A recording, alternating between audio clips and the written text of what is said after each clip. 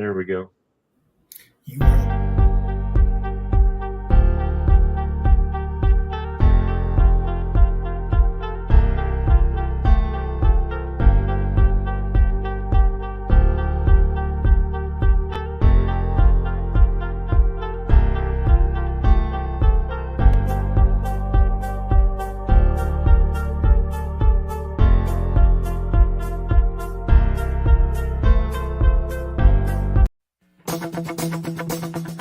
Welcome to RELICS Radio, your favorite weekly podcast dedicated to the metal detecting and treasure hunting community.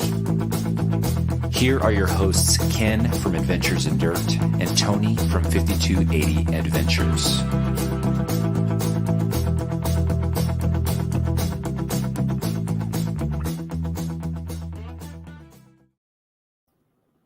Yeah, we're live.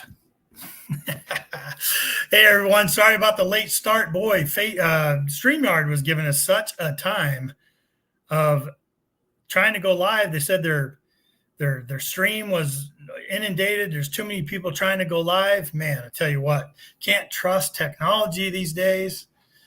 But hey, glad to see everyone. DK here from Adventures in Dirt coming to you live on a Thursday night on RELICS Radio. Good to see you. For right now, what I'd like to do is introduce you to the one, the only 5280 Adventure. Tony, how you doing, man? Good morning to you. How's it going? Good. You doing well? I'm doing good. Yeah, I'm currently chilling in my apartment here up in beautiful Rapid City, South Dakota. Whew. That's good. That's got to be the governor's mansion up there. It looks like, holy crap.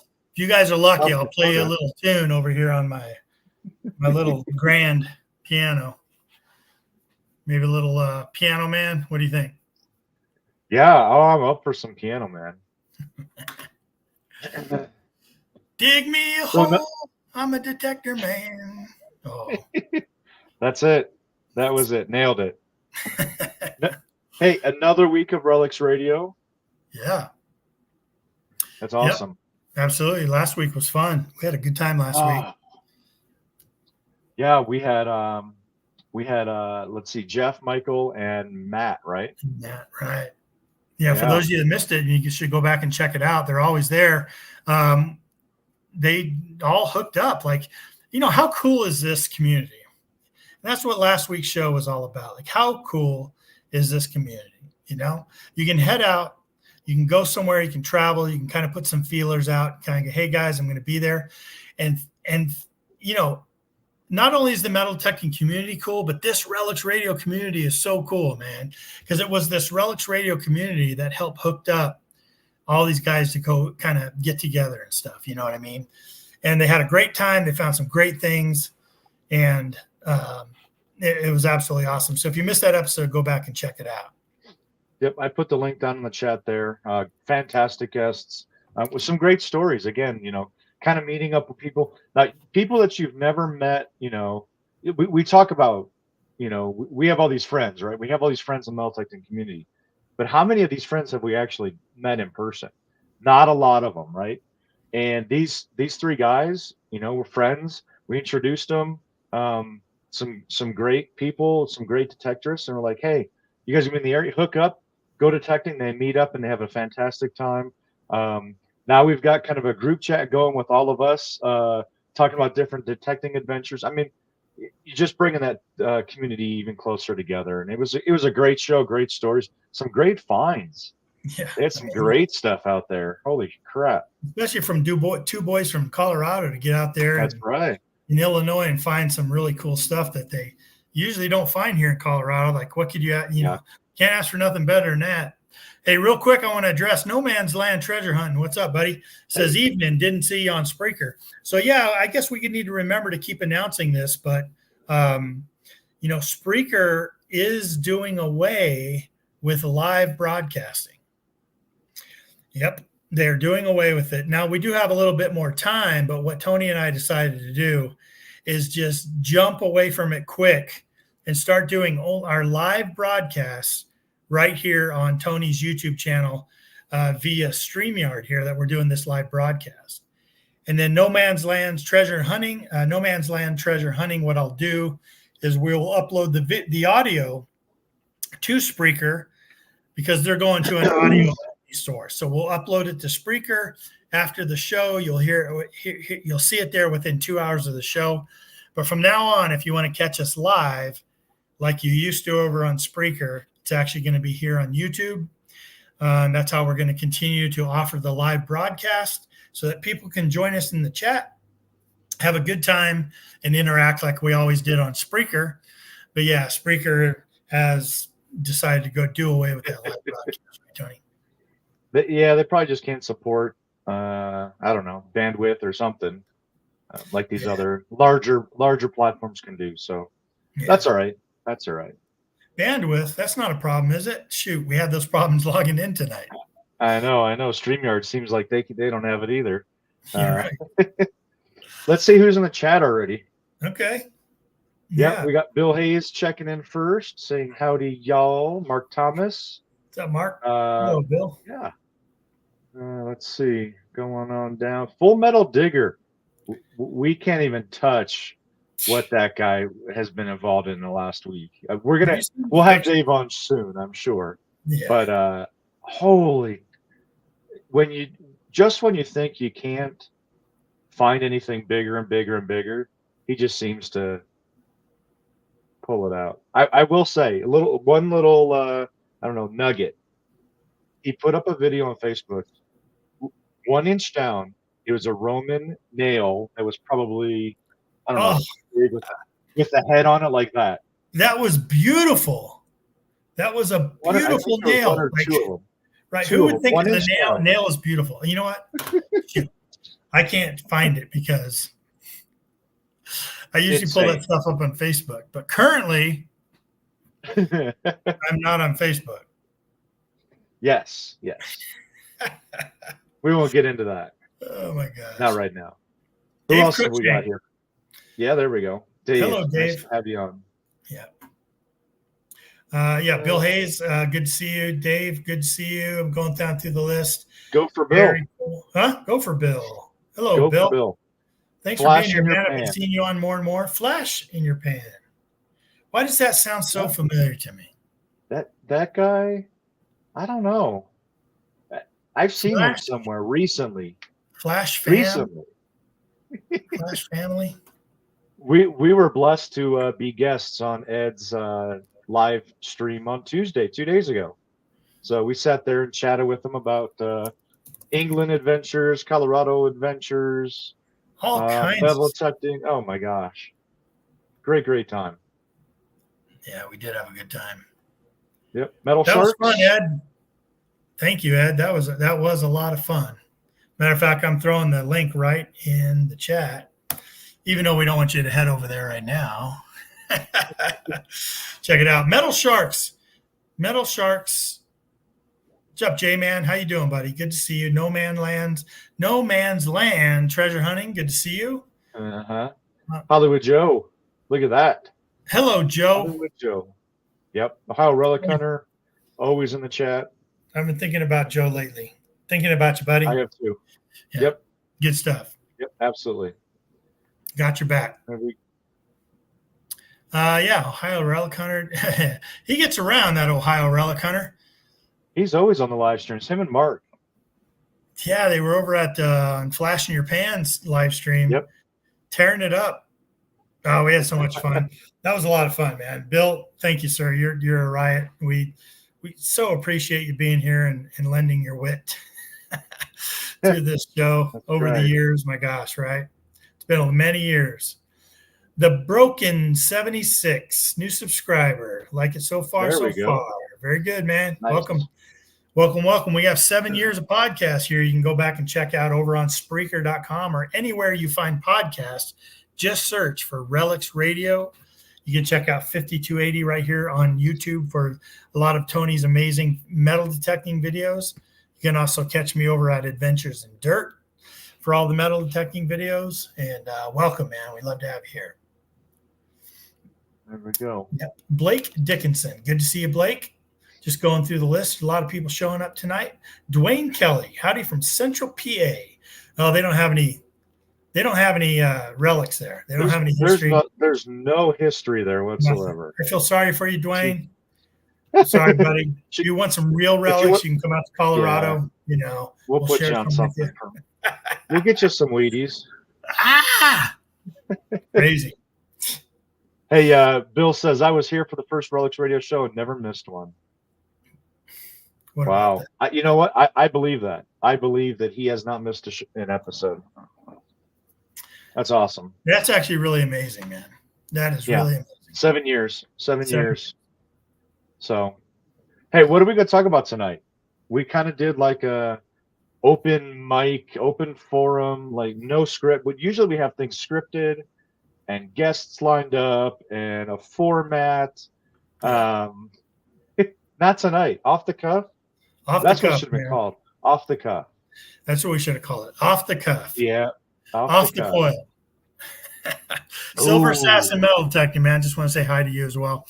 I was going to be out of town. I mean, I'm currently in Rapid City, South Dakota, and I'm here on business. I don't have any time for detecting.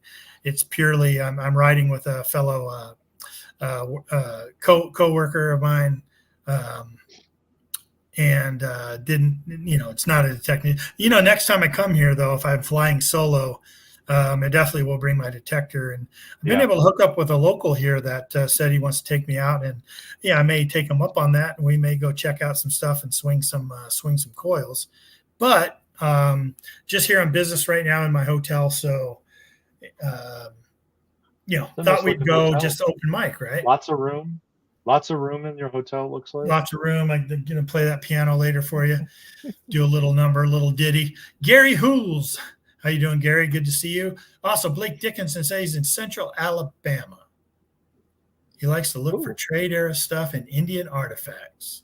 That's along nice. The Alabama River, and planning to get a camera and start videoing soon. Blake, you must have seen our episode a couple of weeks ago with Alex Fitole.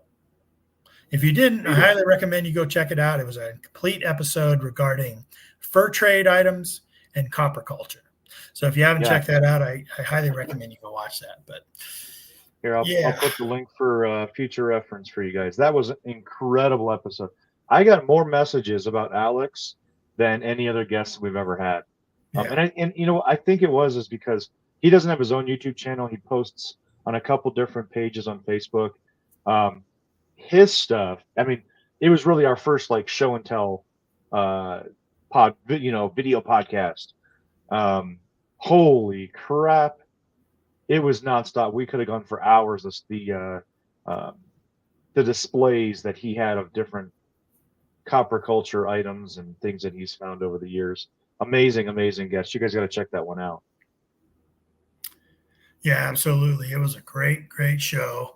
And he was here's what's cool about our community. We keep talking about it, right? But he was a listener of Relics Radio. I mean, he was a detectorist out there getting into his own stuff, finding that cool relics. And he's listened to the show forever and never got involved, never listened live, never interacted in the chat like many of you do. We see your numbers. But he reached out and he said, my friends are telling me I should reach out to you guys. I might make a good guess. I don't know if I will or not, but the topic he brought up and then the pictures he started sharing, absolutely incredible. You got to go check it out. Yep. Amazing guest. Well, we've been out digging recently. We have. Too long ago. Yeah, we've talked about it. Like we've got some new digging partners up north here in northern Colorado, and boy, they are after it. They are just hardcore. They're like, let's go out every day. They're really after it. And, this working thing's kind of cutting into our metal detecting adventures, I tell you. Tell us in the chat, how do you get out of this working thing? Yeah. How do you make it happen? How do you detect every single day? How do you do that? These boys are after it, man. And Tony and I feel like we're just going along for the ride sometimes, but yeah, very, very passionate. Like how many texts went between our groups? So Tony and I and these two guys, Michael and Jeff, are in a text group with each other. And all we do is talk about permissions and prospects. And you guys know how it is. Maps. Right? maps. How many texts in just today since daylight have gone back and forth? Since daylight, because it starts right about It's that about time. 5 in the morning. I'm looking back. Well, they came kind of late last night, and then I responded in the morning. But I mean, you're looking at 30 at least, maybe more. So many that That's I just can't today. keep up. Yeah. Well, and it's different topics too, about different locations. Hey, this one permission now is talking about how they've got other farms that we can do as well, and yeah, this is where I'm going to go this weekend. Hey, I'm going to go door knock on this corner. What do you guys think about meeting at 1:30? I mean, it just it's incredible. It's amazing. It absolutely amazing. And it's fun, Yeah, right? Because we found two other passionate people that are as nerdy about it as we are. Right. We didn't think that was possible, but yeah, it's a lot of fun. But yeah, what have we been up to? Like, you put out a video about the last pretty cool thing you found, and I definitely want to talk about that. Like, because to this day, it's still one of the coolest finds that I think we have found.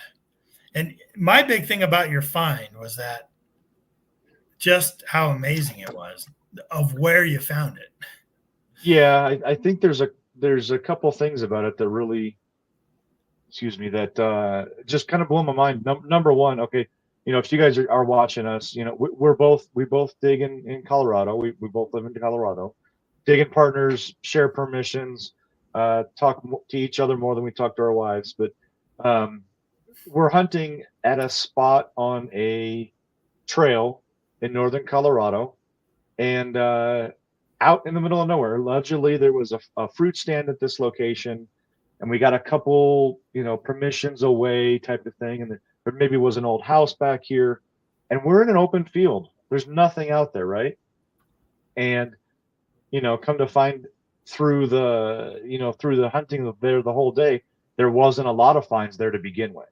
So was there a house back there? What was back there? Because there really wasn't a lot of relics in the ground, not a lot of iron, not a lot of nails, certainly not a lot of relics. And just inches and angles. I mean, there's 4 guys back there passionately swinging, walking as fast as we can, try to find all the good stuff. And I just happened to hit a signal that sounded good enough to dig. And I put the link to my video. It's only a 2-minute video, so go check it out. But found an old metal in the ground, and pulled it out, popped it out. It's kind of in the shape of a shield. And start wiping it off, and go, oh, okay, there's some writing on it. And my first inclination was, oh, it's something to do with a kid's fake badge or something like that. You see a lot of those toy type things, badges for kids and things like that. So start wiping it off, and you can see it in the video that I posted, and I barely could read, maybe Rough Riders and then Antonio. I'm like, okay, this actually might be something. Shut off the camera, start cleaning it some more, call all the guys over, and sure enough, start really cleaning it off, and we were able to now see that it says Rough Riders Reunion at the top, and then in the middle of it is, I'm assuming, not assuming, but I actually know it's a picture of Teddy Roosevelt, and then underneath it, it says San Antonio, Texas, and then on either side of the face, it says 1905. So Rough Riders Reunion, 1905, San Antonio, Texas. When you find, pieces, then you start doing the research. I have no idea what this is, right? We're in northern Colorado. It's a badge, a medal of some sort that says Rough Riders on it, 1905. It's got a date and a location. So you start researching it. And before I can turn the camera back on, you, Ken, DK, already have it pulled up. You're like, do you know what this is? This is they had a reunion of all the Rough Riders, and the Rough Riders was a militia type of group that was formed by Teddy Roosevelt, and they invaded Cuba right around the turn of the century. I can't remember what exactly that was or when it was, but it was a pretty big deal, the Rough Riders, right? And Teddy Roosevelt was a part of it, and apparently 1905, after they were done with their invasion or whatever. I think this was the third reunion that they had in San Antonio, Texas. And the way the story goes that I found online now is there were only 50 Rough Riders that actually attended this reunion of everybody getting back together. And these medals were handed out at that time. I don't know if only 50 of them were handed out. I don't know if everybody was attending got one. I'm not quite sure. But it was all kind of a, my dad was in the Navy. He goes to these different things where, guys from his boat and his ship, they all meet in Maryland for a week or whatever, and talk about the old times and go see the memorials and this and that. And this was a an organized event where they all kind of met down in San Antonio, Texas. And there's pictures of Teddy Roosevelt there. There's pictures of Teddy Roosevelt shaking hands with other Rough Riders and he spoke. And things like he did that. a speech. He had a speech there, 45-minute speech. I mean, what an incredible event, historical event to kind of commemorate and bring back that history of having the Rough Riders together. And then now, why in the world is this in Colorado? Let me get you back. Let me put you over here. Yeah, show that again. That's the biggest question. If I can get it in focus. Oh, come on. Put your hand behind it. There you go. There we go. Pretty close. Yeah, what was that doing in Colorado? Especially with the initials TR on the back of it. Like, what is that? If you check the back here, I got to get my crayon on it and put TR. No, there's no TR on the back. I wish there was. I wish there was a TR on back. But no, so now what's the story there of why is this in Colorado now? Right? You know what? Not only just in Colorado, dude. It's in the middle of a gigantic field with nothing around it. Right. We found a harmonica reed, and I think we found other little bits and bobs, little tiny, like maybe one or two other items, but nothing is around it. So obviously it was a drop of some kind. Yep. Yeah. And if he was one of the Rough Riders, how amazing is that? Yeah. Yeah, one of 50 maybe. I don't know. Could be. Could absolutely be. And then on top of it, I mean, so we talk about our metal detecting group that we are a part of, the Eureka Treasure Hunters Club, and we go to that meeting once a month, and all of these detectors, incredible detectorists from all over the state, actually, they bring finds of the month, and we have this big table, and there's 5 to 7 different categories now, and you put your finds up there, and I was thinking, I was pretty confident. I'm like, this is a pretty badass little relic here. Yeah. Well, we get there, and I go over to the relic area. Do you know what kind of stuff are on the table for the relic of the month? Like some of the highest, most quality killer relics I've ever seen turned in for a club that's not really geared on relic hunters, but mainly park hunters. There was more relics, amazing relics on that table. I looked at Tony and shook my head. I'm like, oh, because I thought it was like a wrap. Like when he knew he was going to turn that in, I was like, oh man, in our club, that is a wrap. But I'm telling you it was not a slam dunk. I was like, holy cow, you see the relics they have there? It was amazing. Insane. There was some incredible relics, and I'm very, very lucky and blessed. I actually won Find of the Month, and I really, honestly, it surprised me because I didn't even vote for myself. I voted for another relic because I thought that other relic that Kari found was absolutely incredible. I don't know exactly what it's called. It's the trigger guard to an 1845 pistol. It was the guard plate and the trigger guard. Yeah, underneath everything but the trigger. Yeah, right. Had a serial number on it. They could identify exactly when it was built, and that blew my mind. I mean, I think it was like 1853 is when that specific gun was built, and I voted for that. I'm not gonna lie, I didn't even vote for my own relic. And when they said, "Oh, okay, hey Tony, with this 1905 medal," it honestly surprised the heck out of me. I didn't even consider that I was going to be able to win it. So, what an incredible find! And you know what? That was my first. I think it was my first hole that I dug that day. to be It honest with was. you. It was 10 minutes into. So where we parked on this field was probably about probably 100 yards away to where we had to enter this field to where Tony found it. And this Right. is all a new area. We've hunted these fields before, but every time we go out there, we seem to be given more and more permissions to go further and further into this field with more and more stories that lead us deeper and deeper into the field.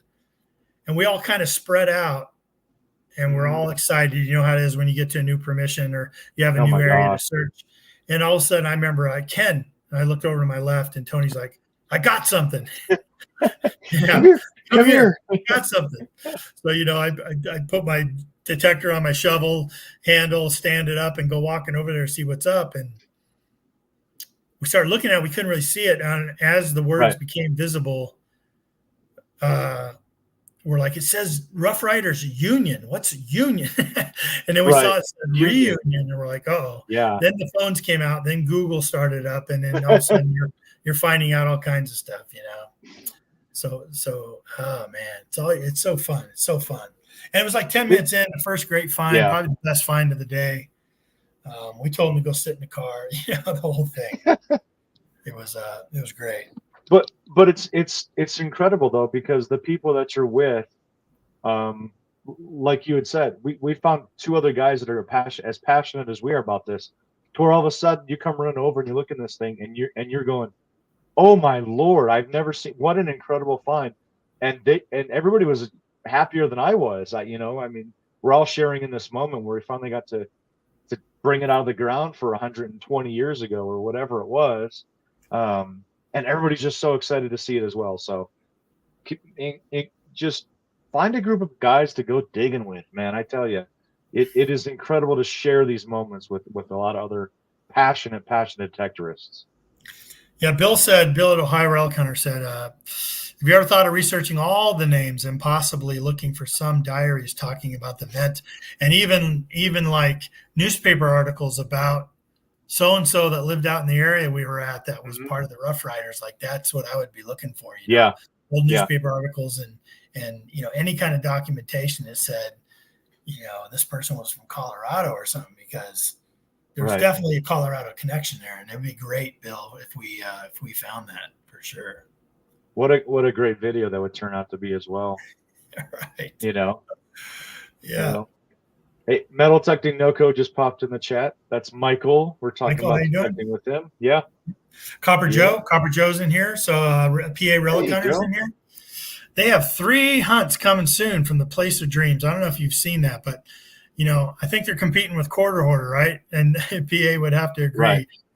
Quarter Order's on this amazing. It was so funny. I was rewatching Rich's find of the snake buck. He found a snake buckle out there, dude. And to me, that's just amazing. And Jason said, he goes, it's like a wizard came down from the sky. Like, it made this land for us. You know what I mean? Right. It's a magical land. And they've got a spot.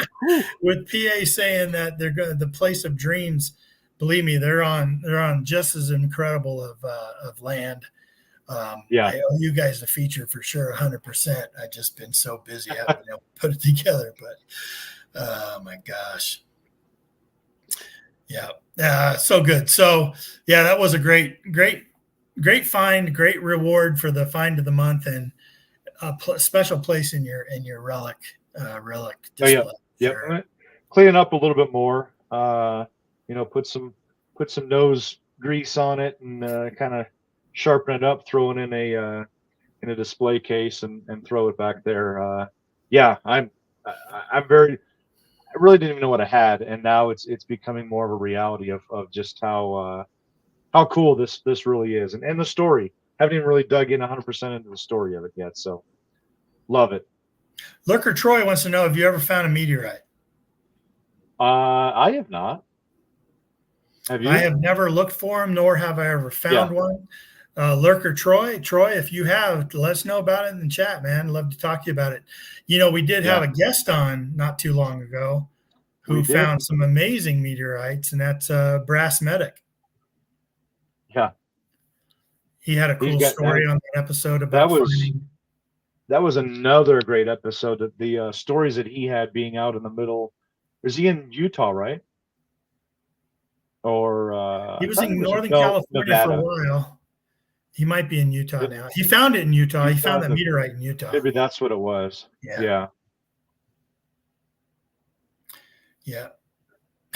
Mark says he has plenty of meter wrongs. Does that count? No, we're only looking for meteorites. Right. If Sorry, you're not Mark. right, you're not right. You're wrong. You're wrong. Yeah. These guys find a lot of hot rocks and barbed wire. Come on, what are you guys doing? Don't you know what you're doing? Come on, you can't be finding those hot rocks and barbed wire. Shit, that would make up probably 90% of my finds, it seems like. Barbed wire is the bane of my existence. And fence staples. Oh. Yeah? Oh, yeah. Fence staples. Crazy. But hey, I want to talk to you about I went on vacation here a little while ago. I know a lot of people have been giving me grief because it's been 4 weeks since I put out a weekly dirt video. But man, you went on an incredible vacation.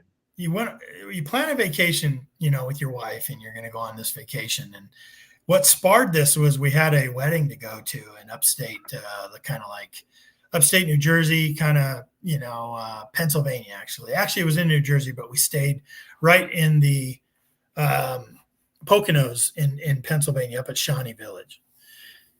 And that sparked the reason for going there.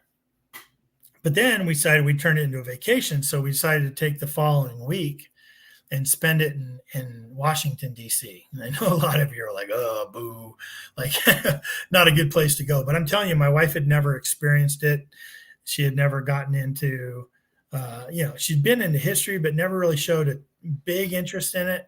And, I'm crazy about history and stuff. But I'm telling you what, it turned out to be an amazing history-filled vacation that she was all about. And we had so much fun exploring all kinds of our nation's history, not only in Washington, D.C., but down in Jamestown and down in Yorktown in some of the early days of America and, the Revolutionary War. It was amazing. Got a chance to swing by Richmond, Virginia, see my buddy Matt Howell, meet his family. Fredericksburg, Mechanicsburg, like anywhere you could throw a rock, you would hit amazing history. And my head was on a swivel constantly. I'm trying to drive our rental car, and my head's on a swivel. Driving down the road, and you're just all over the place, right? Yeah.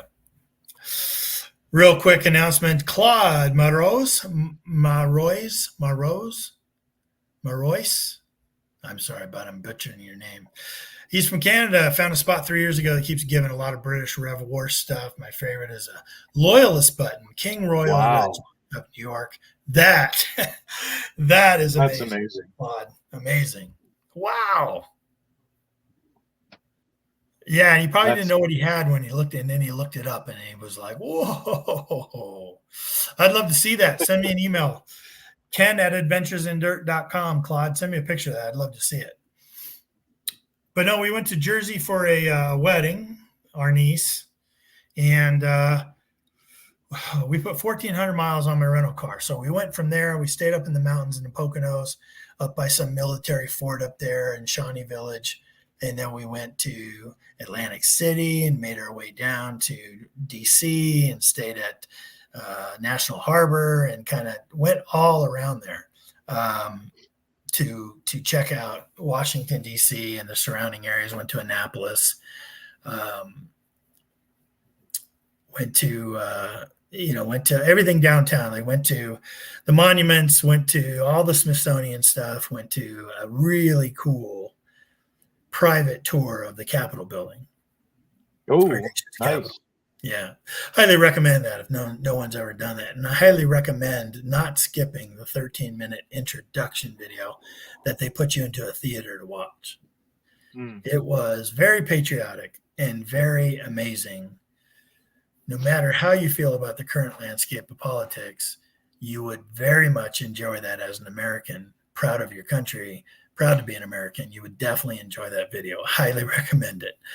Matter of fact, I highly recommend it for everyone in Congress. They should watch that thing every single week to remind themselves of what they're here to do. But it was amazing. It was amazing. And then having a private tour, we reached out to our local representative in our county in Colorado, and she arranged a private one-on-one tour of the Capitol building, where I got to see the keystone laid by George Washington to the White House. And I mean, it's amazing history.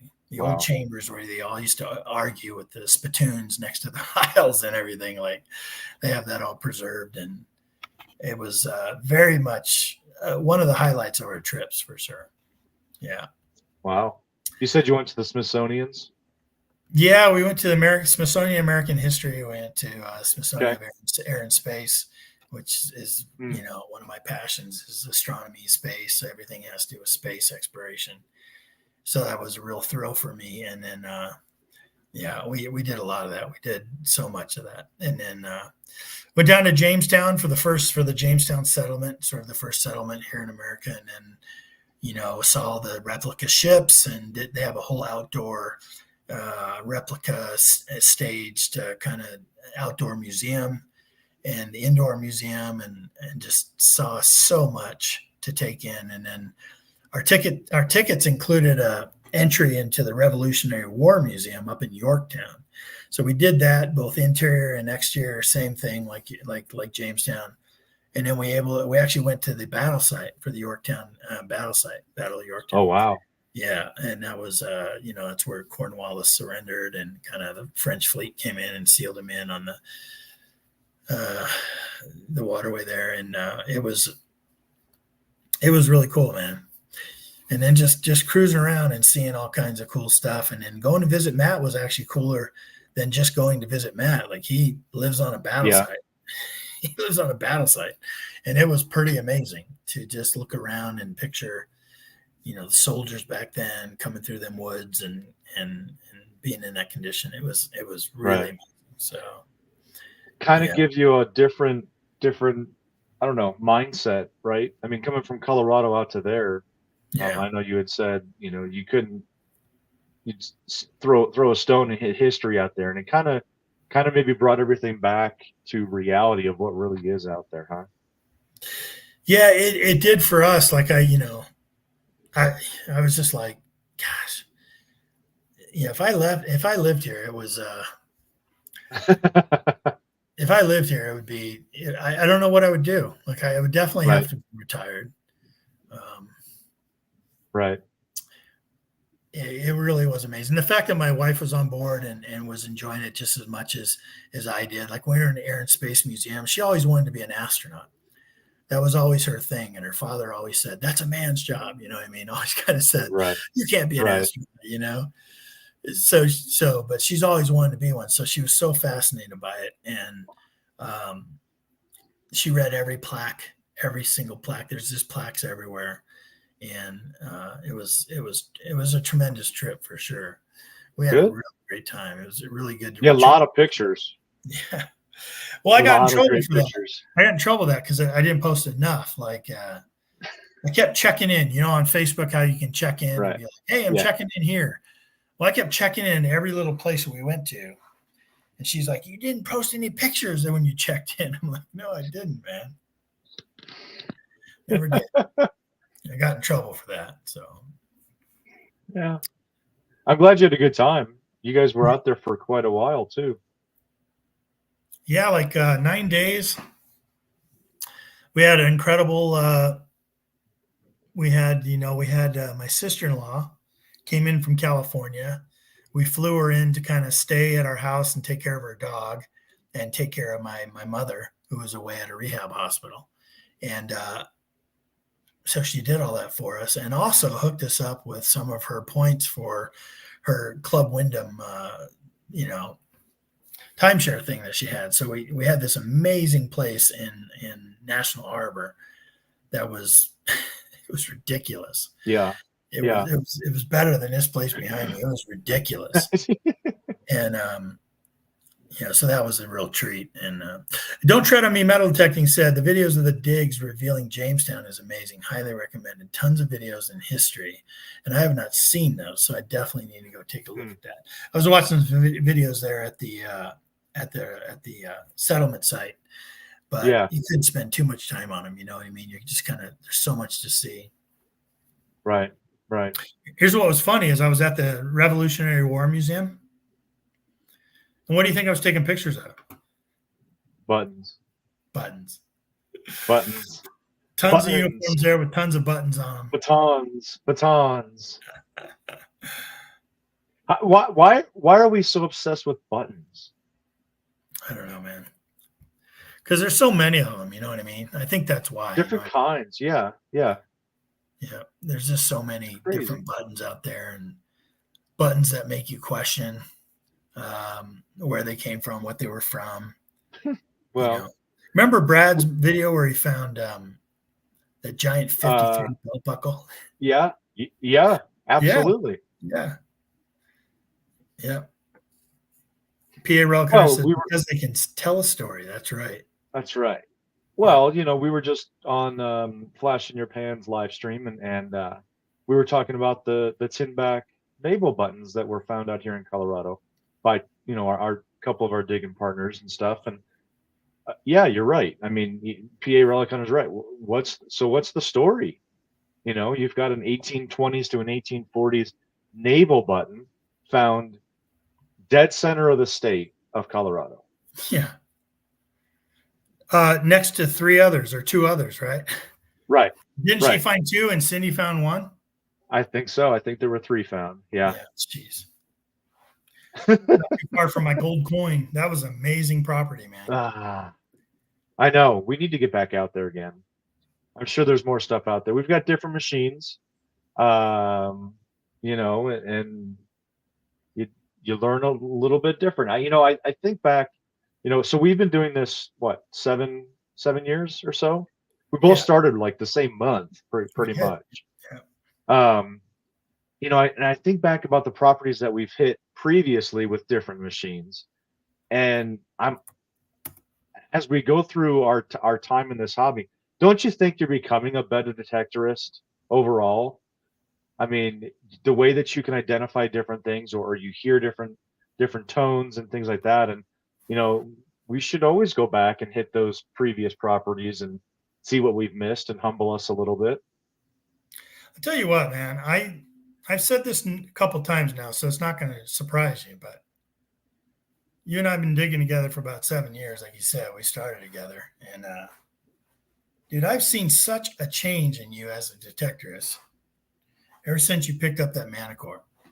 I mean, I don't know if you feel it, you see it, you recognize that, but it's just changed you as a detectorist. Like, it's opened up just another layer, it seems like. Your finds have improved, like quality of finds and less quantities of junk, and you pick some amazing things out of the dirt. It's just a notable difference. That I haven't ever seen with any other switch of machines or anything like that. I will say, yes, the quality definitely has increased, but I don't think that you can get that quality without being on good sites, on old sites. And I think since because you got the Legend, I got the Manicore, we went to England, and since that point on until now, our opportunities have really exploded to be on more historic sites. And when you have those opportunities, hey, even a blind squirrel finds a nut, I guess. But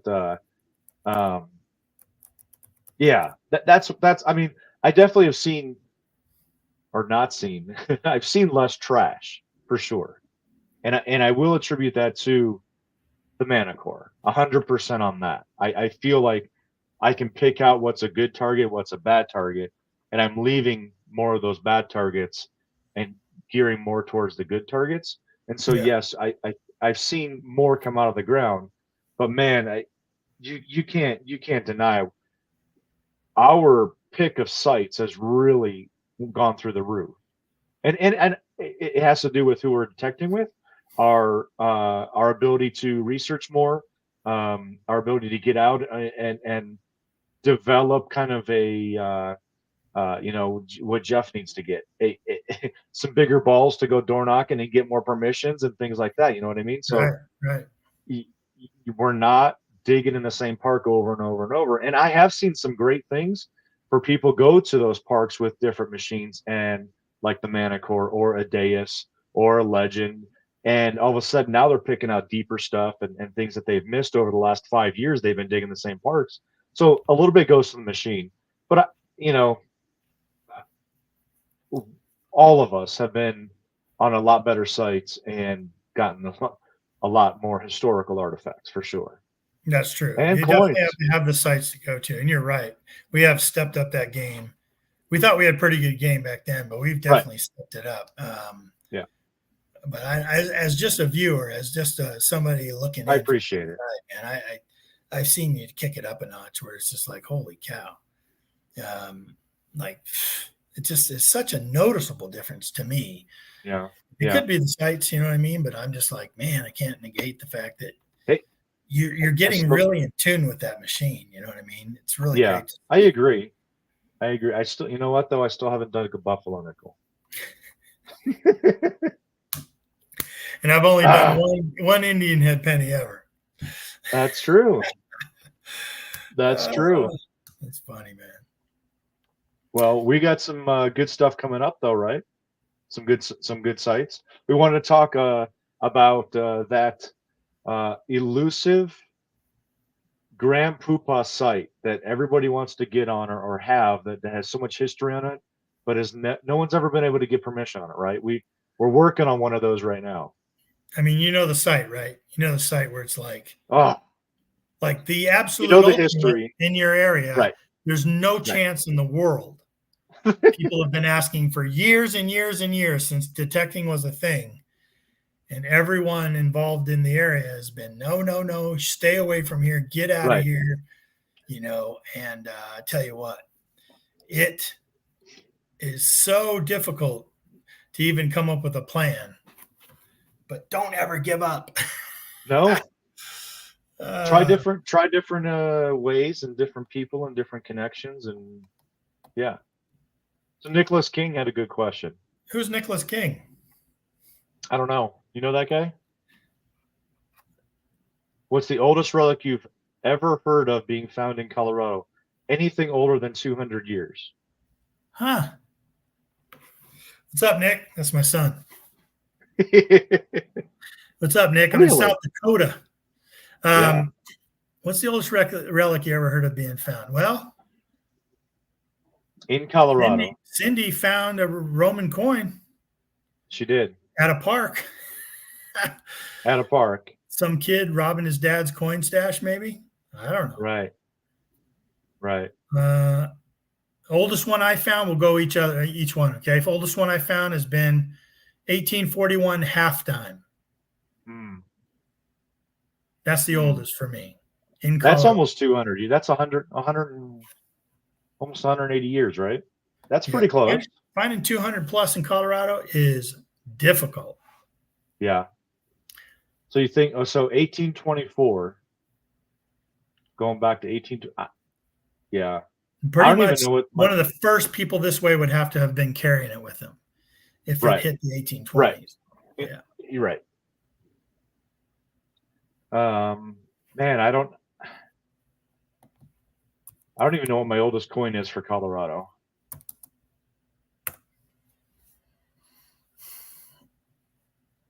Let me see. Don't know. Well, it'd have to be. I did pull. What was that halftime? 1883. No, that was. Well, that seat at halftime. Yeah, that my you got a halftime on that site. I got a halftime at that site, but mine was in the fire, and I couldn't read the last two. So possible, 1823, I think. Yeah. Yeah, you really got to get out of Colorado to get back 200 years plus. I mean, right. Yeah. Back on the East Coast or over in England for sure. which is modern. Yeah, Nick, we had a fellow member of the Eureka Treasure Hunters Club that came in, and she had found a Roman coin, straight up real bronze Roman Straight up coin, real. Yep. in a park at Confluence Park in Denver, Colorado, which is one of the oldest parks in Denver, Colorado. It's where the confluence of two rivers comes together, and the early settlers used to camp there. But tell you what, she found it, and we're pretty sure it had to be somebody that like snagged it from a coin collection, right? Yeah. But even back in the day, think about it, right?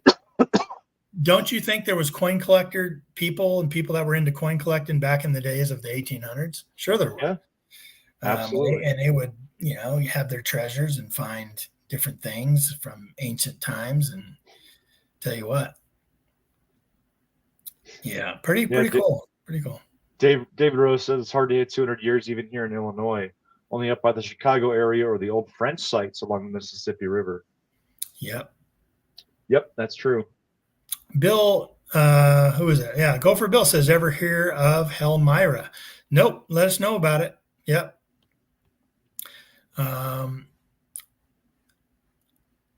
Stink ass cat. I love that name. My buddy detected 1820s large scent in Southern California. No kidding. Ooh. That is rare, man. Yeah. Coins travel just like people, Ed says, and you're right.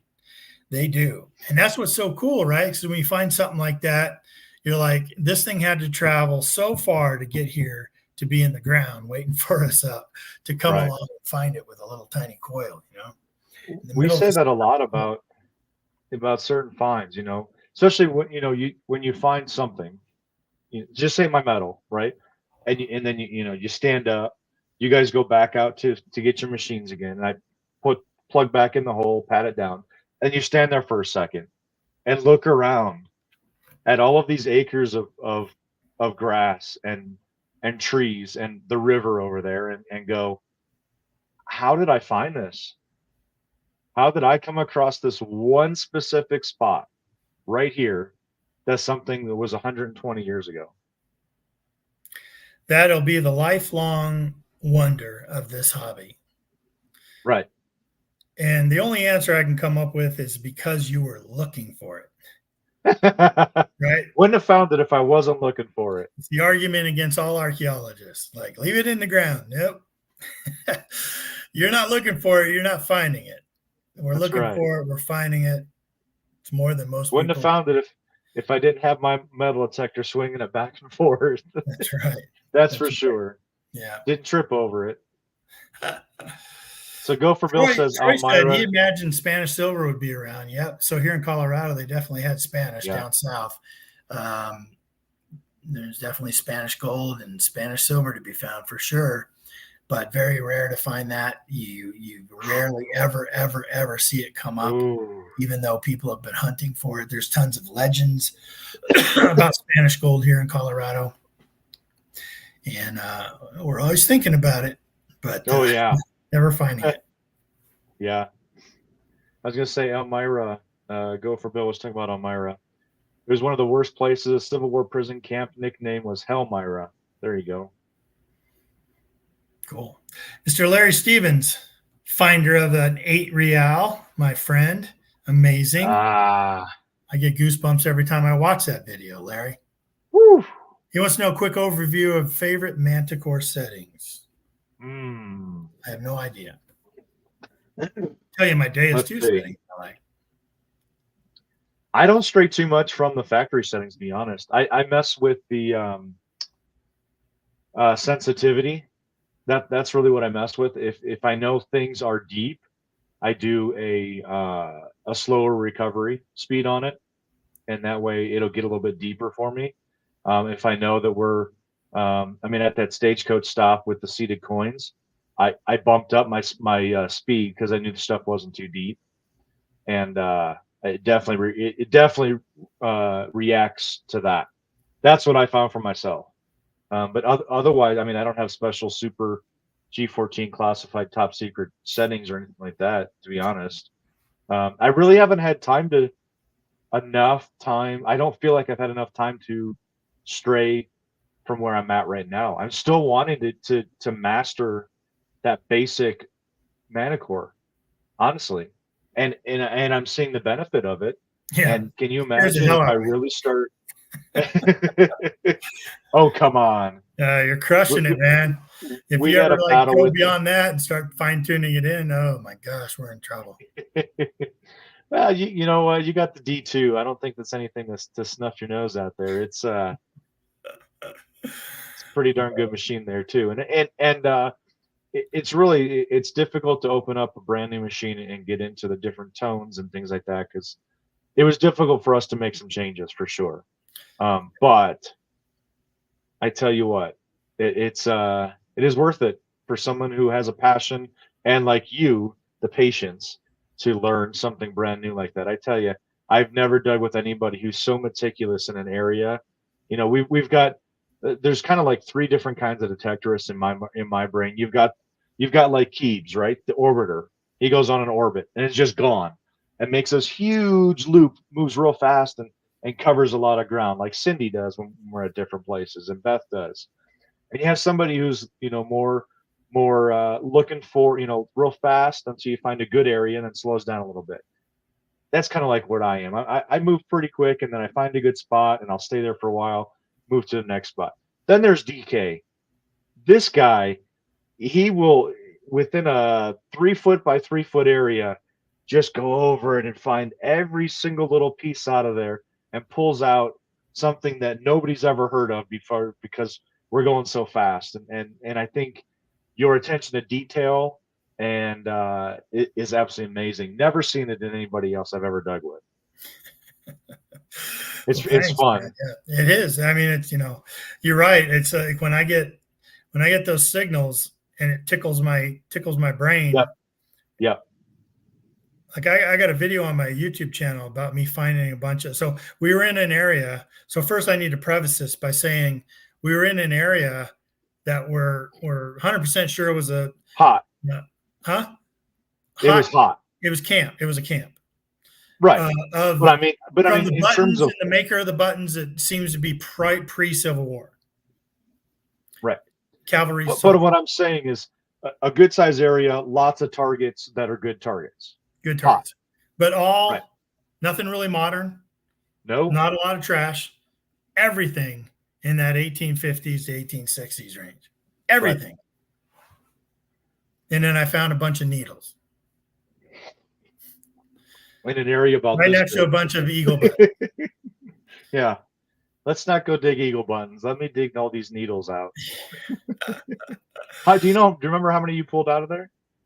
7 little tiny sewing needles that were still intact after all those years. The video is pretty cool because you can actually see us trying to find the eyelet in the needle and finally seeing it. It was so cool thinking. I mean, I'm telling you, I know a lot of people are like, well, they were probably modern needles, but nothing else was anywhere in that area.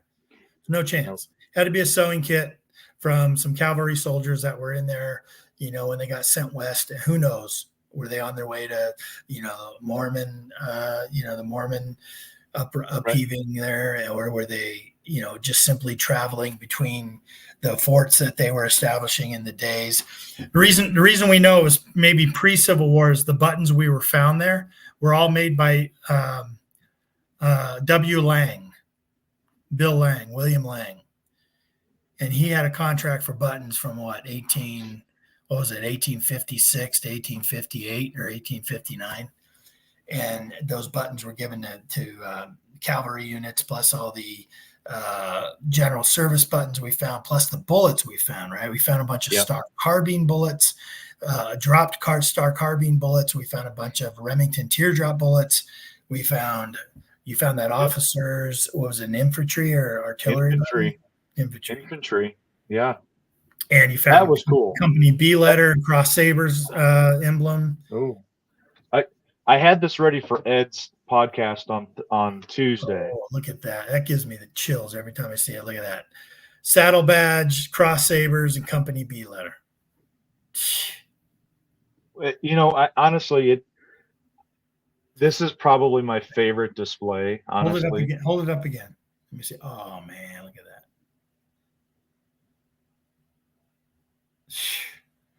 And you're in Colorado and you find that and you just think of why it was there, what those soldiers were doing. That was something, we had talked about this when we had started detecting and stuff, was, to find something of Civil War era, blow our minds out. We found the general service buttons, and that was, the absolute ultimate. That's something that I've never, ever, absolutely ever fathomed. And in fact, we've told the story before, but let me tell you about it real quick again.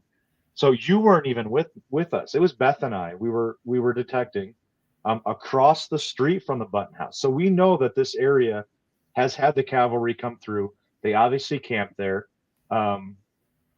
Actually, let me back up. We didn't know it was exactly the cavalry. We found lots of general service across the street, but we got permission for a certain field across the street from it.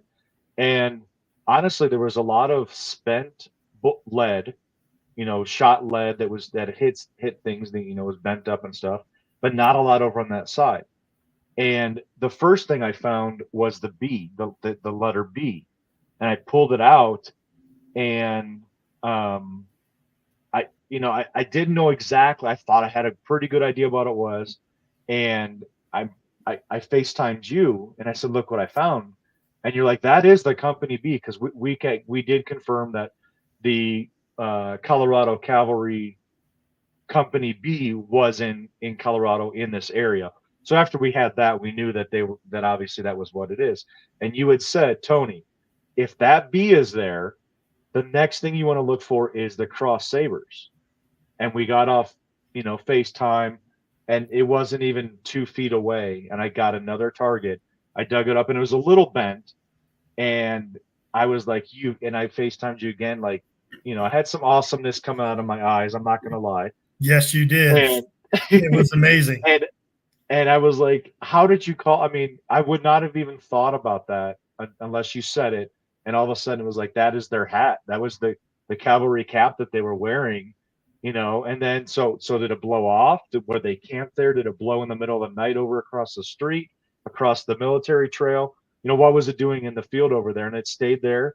And then on top of it, the neighboring property had the saddle badge.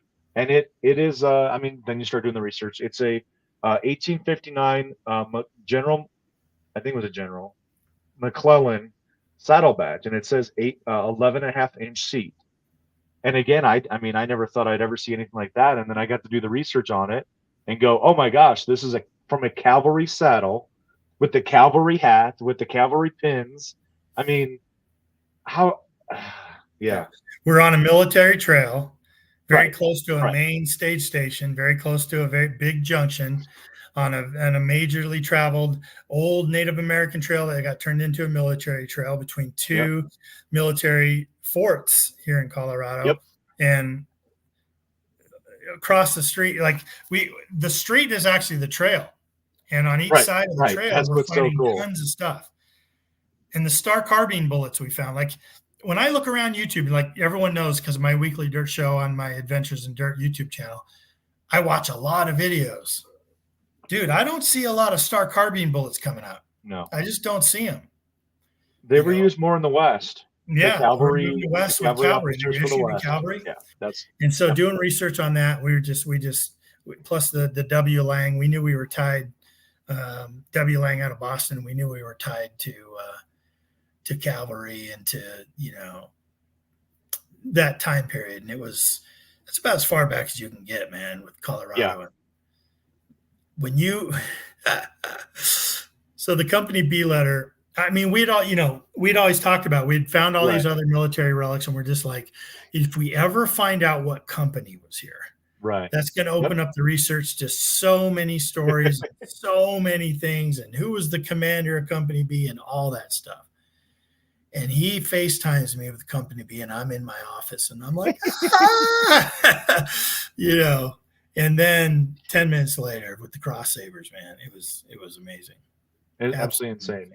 I'll never forget. And I have, I've been blessed and find a lot of military relics, but that to me kind of, it's not necessarily a set, but I think it fits all together, and it's one of my, probably my favorite relic that I've dug. To be honest with you, very very lucky. Yeah. And it really instilled our passion for military Oh my artifacts. gosh. Like Joe just said, right? Cool finds, Tony. I love Yep. military artifacts. When Tony and I first started, we were park hunters and, homestead hunters and anything we could find and stuff. Just never, ever thinking we would ever be able to rise to the challenge of finding military relics in Colorado. It's just too rare. But boy, we've found them numerous times, and we've become pretty good at chasing down that research. And Yeah. absolutely love it, for sure. Yeah. Yeah. So we were talking a minute ago. We didn't really finish the conversation about getting permission for that ultimate. Yeah. Oh yeah. Yeah. Of course. Untouchable permission. Like, what do you guys think, man? Like, do you think that? Like, what's your tactics? What are your tips in the chat for? So we're not talking about, like, the one that national battle sites and things like that. Yeah. Right. I mean, you're not going to get permissions to do those, right? Yeah. Like Gettysburg. Yeah. Like Gettysburg. So. Yeah. Right. You're not going to be able to get that, but something else that you've done the research on. Maybe I can't think of anything, but maybe a site that, maybe an old fort that wasn't around, like a 2-year-old fort, wasn't involved in a battle. I mean, for us out here in the West, we have a lot of those sites where the, forts popped up for a couple of years, and that type of thing, to where it's not on the National Historic Registry, something that's still privately owned. There's nothing else out in the middle of this field, but that fort was on that site. And actually, it's kind of a well-known site too, and people have been trying for years, right?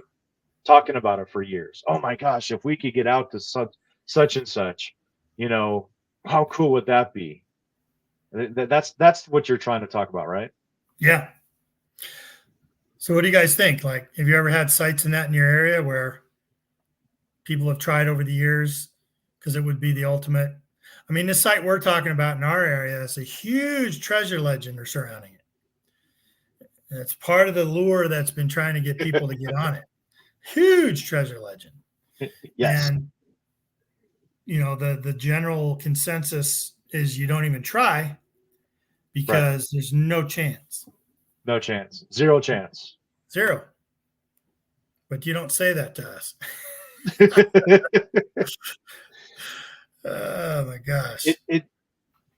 I don't know. Persistence, unwillingness to accept no. I mean, I don't know. I think maybe for us that no doesn't really register all that much, because it's not about finding monetary items worth a whole bunch of money. It's more of recovering the historical side of it and being able to share it with everybody else after that. And I think that's why we think, well, no doesn't mean no, because I'm not trying to pick it out and go get rich off of it. I'm here for the good of everybody and not just the good for me. Right. Yeah. So you continue at it. Yeah, I think it's trying to find out who ultimately would be the decision maker, and then travel gently and cautiously into maybe finding out what they're into somehow, what their interests are, and maybe joining up with those interests. You know what I mean? And getting to know them a little bit. You're getting deep person, you join that church. If they like tequila, you go to Margaritaville with them. Yeah, do that. Be where they're at. Because the reason they've said no is probably because they've been cold approached. Absolutely. Over the years, and make a friend, sell a friend, right? That's what they kind of say in sales. And you got to kind of make them trust you, kind of show them who you are. I mean, this isn't anything to be devious or sneaky or malicious. This is all about trying to find a new avenue to get permission where everyone else has been shut down. Right. Troy said Camp Hale, and that's a great suggestion too. I think if we really tried, we could get Camp Hale. I agree. Through our heart team. Yep. Tony and I'm the leader in our treasure hunting club of the heart team. Heart stands for Historical Artifact Recovery Team, and we've been doing it for years. And we actually go out as part of our community service and help recover historical relics from certain sites when contacted. And the agreement to become part of the heart team is to agree to whatever the conditions are of the hunt, of the search that we've been brought out to look at.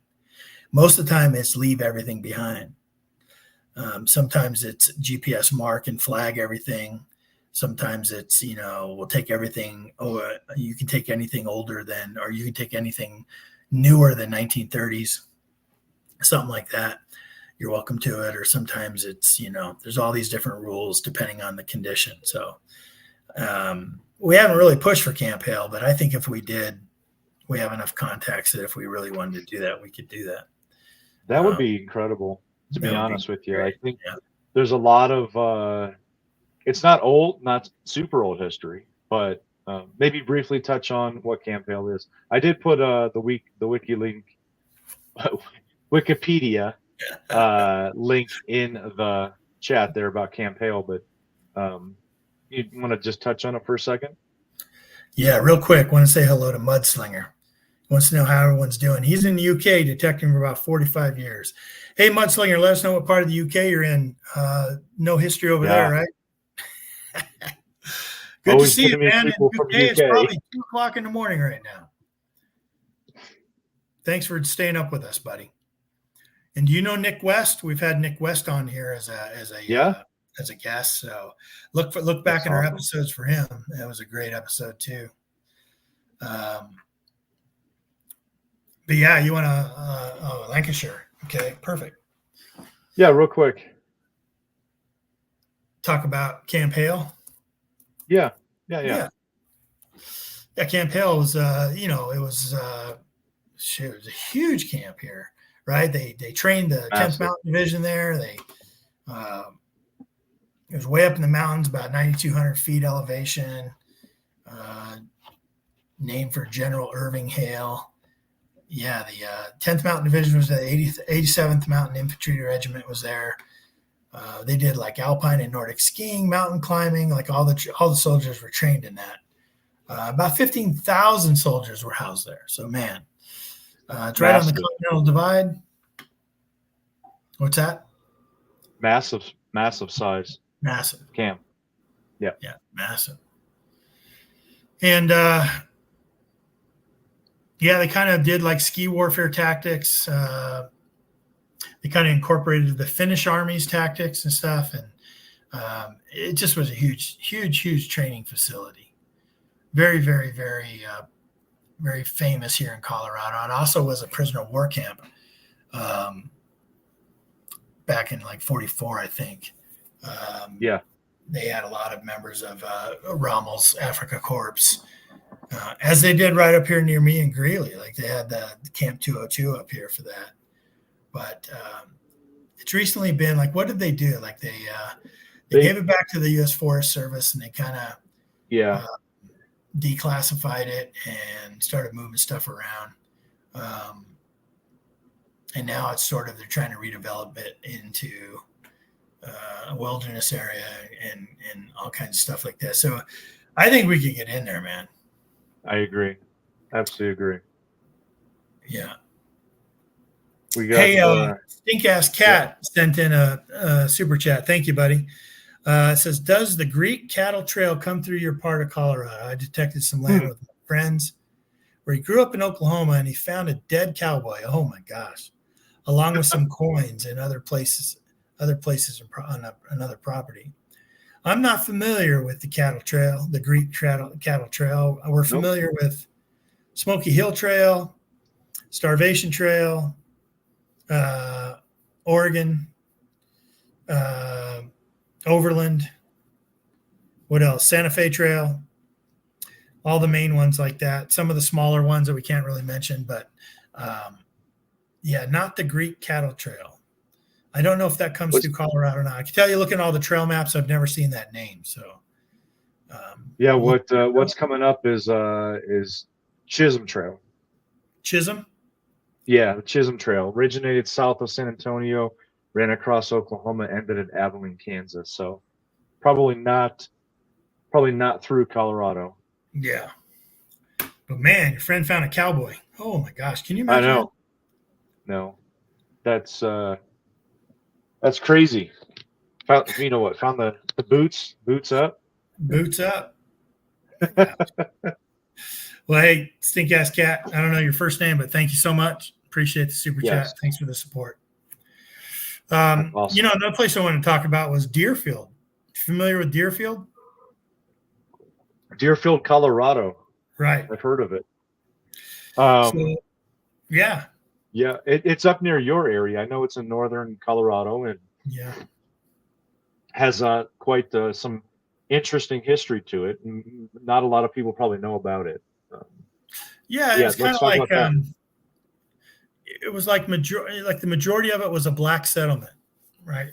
Right. So it's about 30 miles east of me, and it was like a complete colony for African Americans, and it was pretty cool, man. Like, because what's cool about it right now is the amount of ruins that are still there. Matter of fact, there's so many people involved in it now between the state and the federal government and historical societies and museums that they are currently actively trying to preserve the area, document the area. I know that I've volunteered our HEART team to be involved with the documentation of it. There's a bunch of professors involved with it, professors of archaeology, and like some of the buildings that remain are like the gas station, the diner, like the founder's home. Jackson was the founder of the town, and we're talking early 1900s. Yeah, early 1900s. Yeah. So not early 1800s and stuff, and like they went through the Depression, and has this real sordid sort of history, but so cool. They got some real notoriety, and I'd love to get out there and help with that effort. Yeah. But here's what's really cool. A lot of people know, some people don't, that I'm on the board of directors with our local history museum here in my hometown, and some resident of my town recently found a stash of all the original letters and records and documentation from Jackson, who founded the town. Wow. Yeah, found it in an attic. You always hear about great things like that, right? Found it in an attic, and they donated it to the museum. And so they're putting together a whole display about it. And I think it'd be cool to get out there just to find relics and be able to create, something that helps. It's on the Register of Historic Places, and it's owned by the Black American West Museum in Denver. And Professor Bob, he's real involved out there. He's from a local university, and we've been in contact with him, and we'd love to go out there and just find the little bits and bobs of absolutely what left out there. Like I was saying, I don't think a lot of people know about it, and it's not super old. I mean, early 1900s, but Colorado, that's a good point of the history of Colorado, and just I don't want to lose it because it is an important part of the history of Colorado. I don't know how much we're going to find with them going through the Dust Bowls, the Great Depression, those kind of different things was during their peak, was during that time when people were really poor. They did a lot of agricultural stuff out there. So, they weren't necessarily, uppity kind of residents in the state, but they're an important part of the history of Colorado. And I just would love to see what's out there with the understanding of bringing it back out to tell the story and try to save that again. It'd be awesome for us to be able to get out there. Yeah.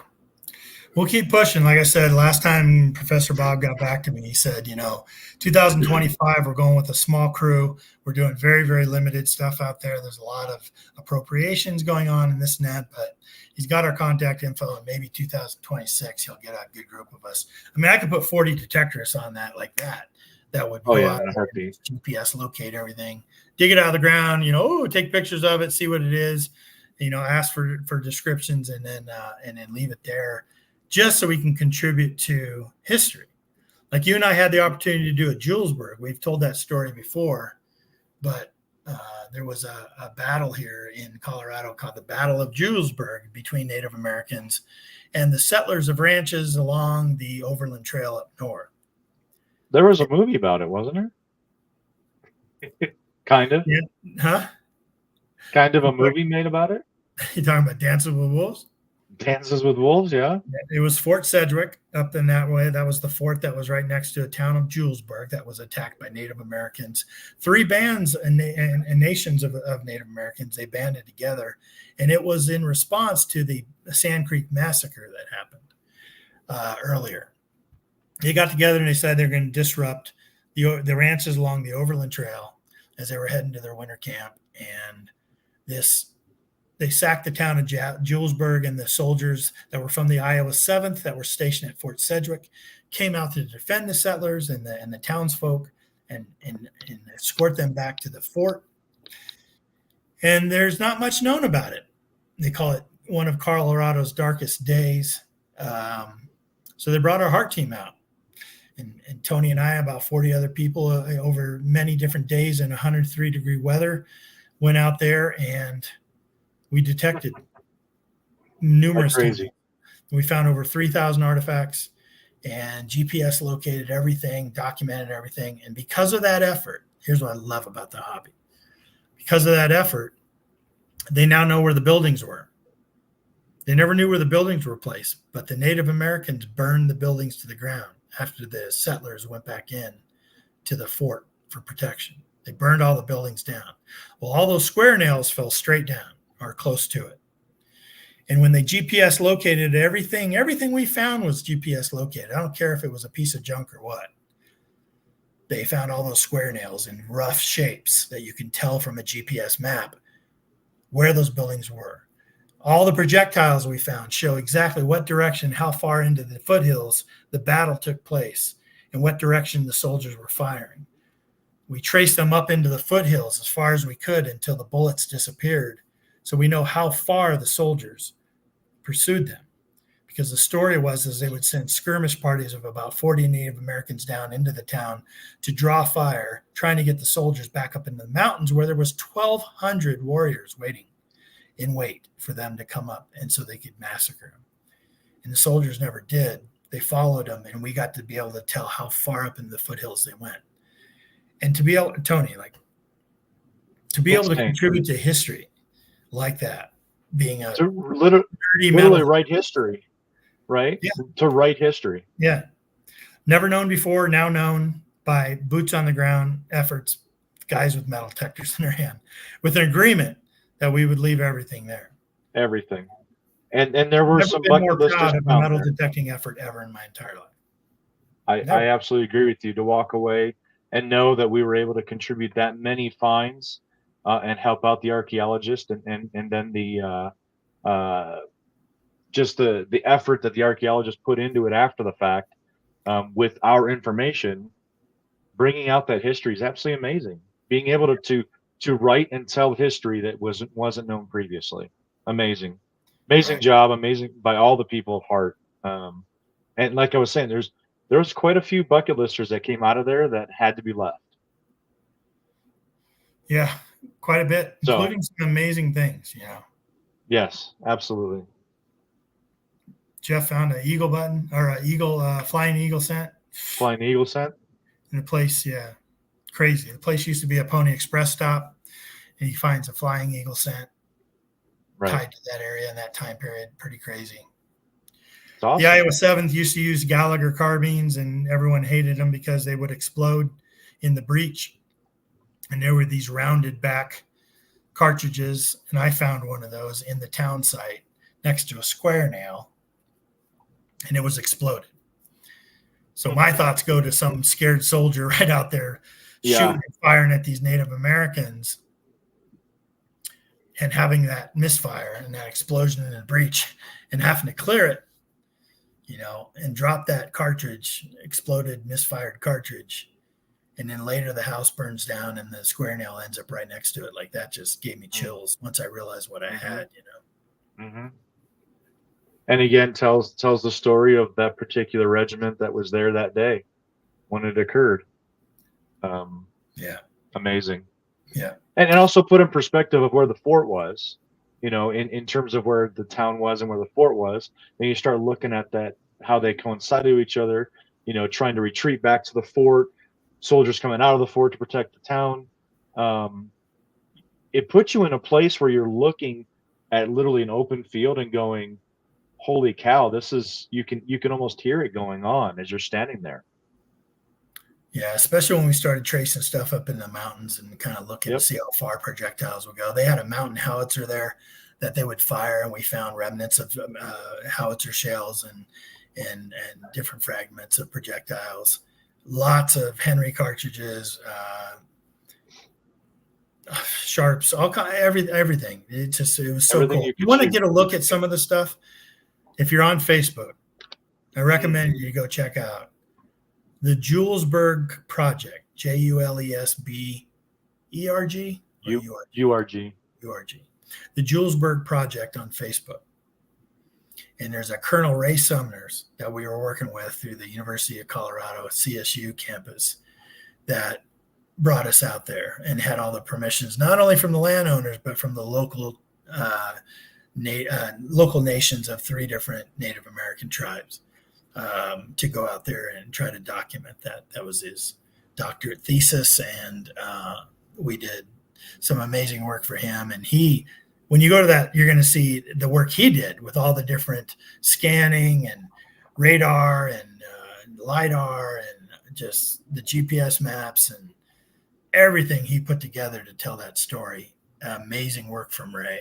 Absolutely. So I'm looking at it right now on Facebook, and the last post that was on there was from March 2nd, 2023. And the first sentence just grabs me. He says, finally started cleaning and conserving some of the 4,000 artifacts we've recovered over the last 5 years. Talk about being part of something bigger than you are, for sure. Yeah. Wow. Yeah. Been lucky and blessed. Yeah. I'm trying to get him to get us back out there too. I understand he has permission for other ranches that were attacked up and down the Overland Trail, and some of them very notable. So hopefully we'll be out there and get down there. Sure. Yeah. Good guy. Fun times. Sweet. Well, that was a good night, man. I had a good time talking about stuff. It's over already, huh? We got a lot of people here. We had a good turnout tonight. Thanks everyone for joining us tonight, for sure. It definitely broke up my monotony of being in a hotel in South Dakota. Yeah. Right. I'm glad you were able to get on and kind of have open mic night with us. Yeah. Yeah, it was fun. So everyone have yourself a great week. I'll tell you what, next Thursday, we'll do it again. We got some people lined up. We're trying to get dates set for some guests. But we'll hopefully have somebody lined up next Thursday. We'll do this all again right here at 5280 Adventures. And for those of you listening on the audio replay, anywhere you can find your podcast, check out RELICS Radio. And we will, you'll be able to find 7 years of audio podcasts that you can go check out and listen to. There's been just think about 7 years of every week. That's a lot. A lot of history, a lot of incredible guests. A lot of stories. My gosh, so many stories. Yeah. But go check it out. Check out an old episode. Go back to season 1 and check out some stuff. That's pretty interesting. Those are fun. Yeah, absolutely. Nice. All right. Cool. Claude, I will. Thank you. He sent me a picture of the button. I'll check it out. I haven't checked email yet, but I will, and I will let you know. I'll respond to you for sure. But, yeah, man. See you this weekend, maybe. Yeah.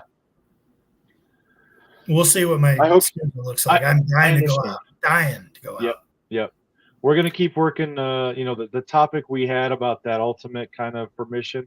I think we're going to keep working that this weekend and try and get further on getting the permission out there. So, yeah, the reason we brought it up, right, is because we're actively working. We're actively on it.